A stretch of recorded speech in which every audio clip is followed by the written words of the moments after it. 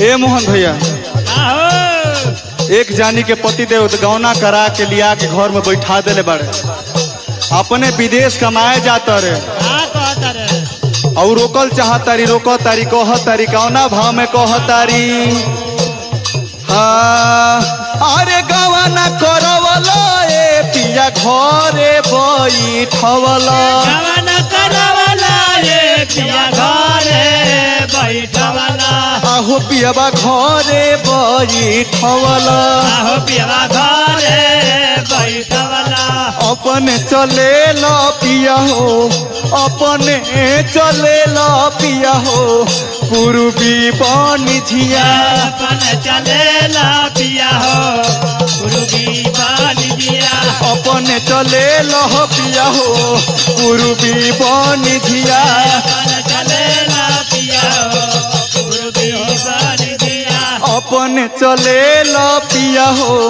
पूर्वी पानी झिया, अपने चले ला पिया हो, पूर्वी पानी झिया। रो तारिया कह तारी, अरे के करा से हो सब ये पिया, के करा से बोलबी, के करा से हाँ सब ये पिया, के करा से बोला, आहो पियावा के करा से बोलबी, आहो पिया के करा से बोला, आहो पिया के करा से बोलबी, आहो पिया के करा से बोला, के करा से कहबी राजा हो, के करा से कहबी सैया हो, दिलावा के बतिया, करा से कह हो, दिलावा के बतिया, के करा से कहबी राजा हो, दिलावा के बतिया, करा से कह राजा हो, दिलावा के बतिया, के करा से कहबी पिया हो, दिलावा के बतिया, करा से कह पिया हो, दिलावा के बतिया। भैया हो आहो आगे का भइल कह तारी की देखी, ऐसा वहाँ मत करी, लेकिन कह तारे का कह तारे,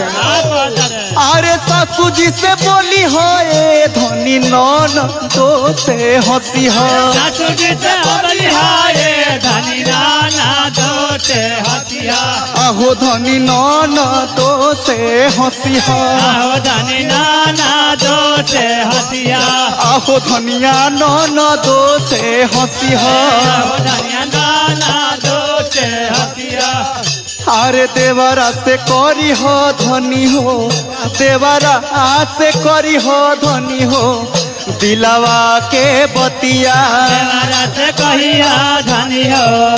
दिलावा के बतिया, देवरा से करी हो धनी हो, दिलावा के बतिया, देवरा से कहिया धनी हो,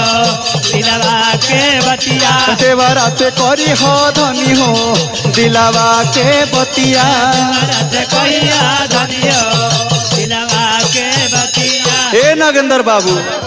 कह तारी, अरे सासू जी ना बोली है पिया नौन दो ना हंसी है, सासू जी न बोली है ये पिया नाना दो ना हंसी है, सासू जी ना बोली है पिया नौन दो ना हंसी है, सासू जी न बोली है ये पिया नाना दो ना हंसी है, एहो पिया नौन दो ना हंसी है, आहो पिया नाना दो ना हंसी है, अरे देवरा न बूझी है राजा हो, देवरा न बूझी है राजा हो, दिलावा के बतिया, देवरा न बुझी है राजा हो, दिलावा के बतिया, देवरा न बूझी है राजा हो, दिलावा के बतिया, देवरा न बुझी है राजा हो, दिलावा के बतिया, देवरा न बूझी है राजा हो, दिलावा के बतिया, देवरा न बुझी है राजा हो, दिलावा के बतिया, अरे देवरा न बूझी है राजा हो, दिलावा के बतिया, देवरा न बुझी है राजा हो,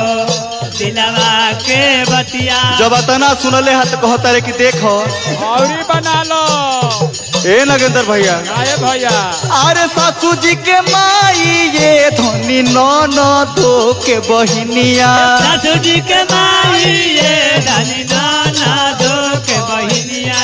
सासू जी के माई ये धनी ननदो के बहिनिया सासू जी के माई ये धनी ननदो के बहिनिया आहो धनी ननदी के बहिनिया आहो धनी ननदी के बहिनिया देवरा के भैयावे बुझी के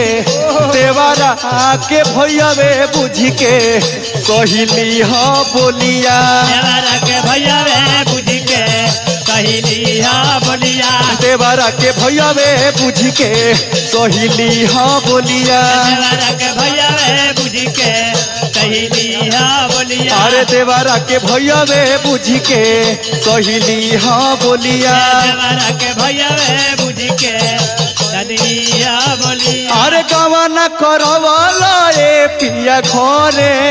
बैठवाला गवाना करवाला ये पिया घरे बैठवाला आहो पियावा घरे बैठवाला आहो पिया घरे बैठवाला अपने चले ल राजा हो अपने चले ल सैया हो पूर्वी बनी झिया अपन चलेला पिया हो गुरुबी बान दिया अपने चले ल सैया हो पूर्वी बनी झिया अपन चलेला पिया हो गुरुबी बान दिया अपने चले ल राजा हो पूर्वी बनी झिया अपन चलेला राजा हो गुरुबी बान दिया अपने चले ल सैया हो पूर्वी बनी झिया अपन चलेला पिया हो गुरुबी बान दिया अपने चले ल राजा हो पूर्वी बनी झिया